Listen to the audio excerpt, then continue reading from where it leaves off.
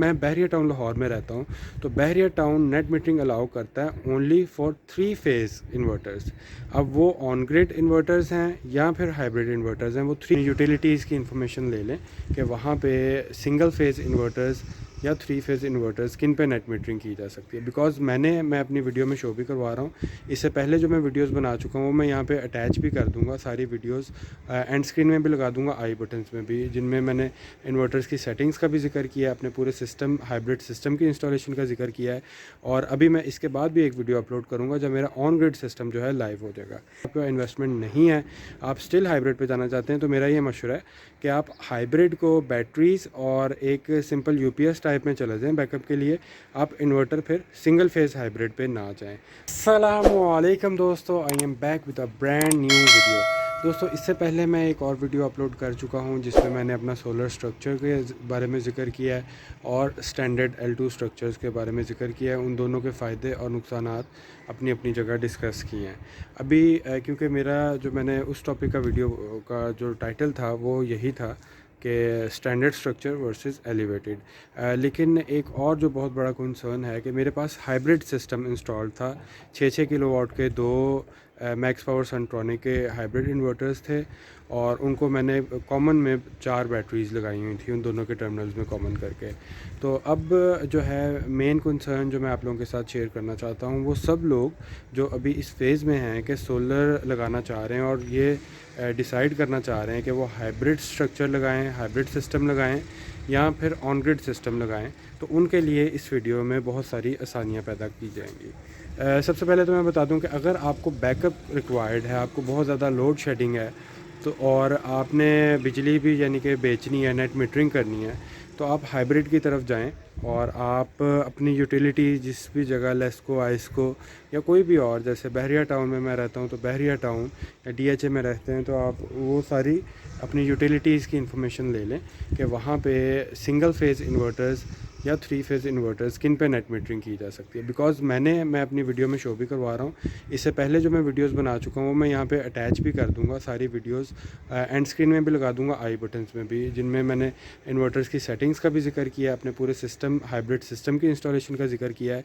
और अभी मैं इसके बाद भी एक वीडियो अपलोड करूँगा जब मेरा ऑन ग्रिड सिस्टम जो है लाइव हो जाएगा। कंसर्न ये है कि मैंने जो 2 हाइब्रिड इन्वर्टर्स लगाए थे उनकी वो सिंगल फेज़ हाइब्रिड इन्वर्टर्स थे। अब मैं बहरिया टाउन लाहौर में रहता हूँ, तो बहरिया टाउन नेट मीटरिंग अलाउ करता है ओनली फॉर 3 फेज़ इन्वर्टर्स।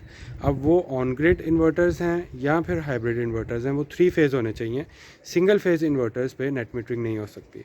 तो मेरे लिए एक बहुत ज़्यादा प्रॉब्लम क्रिएट हो गया था कि मुझे वो सेल आउट करने पड़े। वो सेल आउट करके मुझे सारा सिस्टम रीवैम्प करके उसे ऑन ग्रिड सिस्टम पे लाना पड़ा, वायरिंग सारी चेंज करनी पड़ी। तो it's a hectic job. I would recommend, क्योंकि मैं इस फेज़ से गुजर चुका हूँ, मैं हर उस बंदे को यही मशवरा दूंगा कि आप पहले डिसाइड कर लें कि आपने फ्यूचर में क्या करना है, कि अगले 10 साल में 15 साल आपका सिस्टम लगा रहे, ताकि ROI return on investment properly आ सके।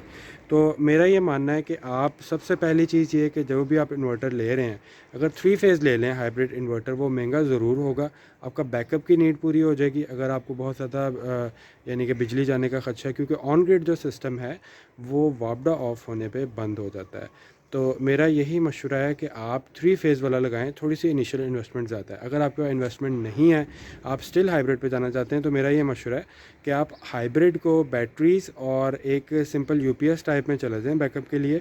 आप इन्वर्टर फिर सिंगल फेज़ हाइब्रिड पे ना जाएं। आप सिंपली उसको 3 फेज़ जो सा है ऑन ग्रिड लें इन्वर्टर्स। वो सस्ते भी हैं, आपको ओवरऑल सिस्टम जो है सस्ता पड़ेगा और रिटर्न ऑन इन्वेस्टमेंट भी जल्दी हो जाएगी।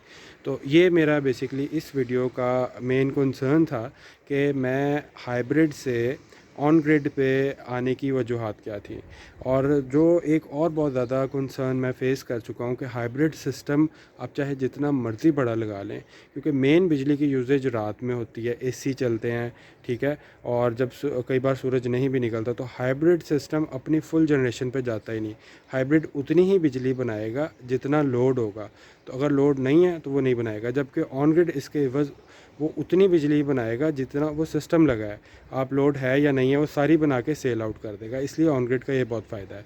اور ہائبرڈ سسٹم جو ہے پھر at the end of the day, end of the month, جب آپ کو بل آتا ہے، آپ کی یوزیج سولر لگنے کی وجہ سے مائنڈ سیٹ بھی چینج ہو جاتا ہے، آپ زیادہ یوز کرتے ہیں تو بل بہت زیادہ آتا ہے. At the end as such hybrid system لگانے میں میرا یہ مشورہ ہے، میرا یہ کنکلوژن ہے کہ اس میں کوئی بھی بچت نہیں ہے.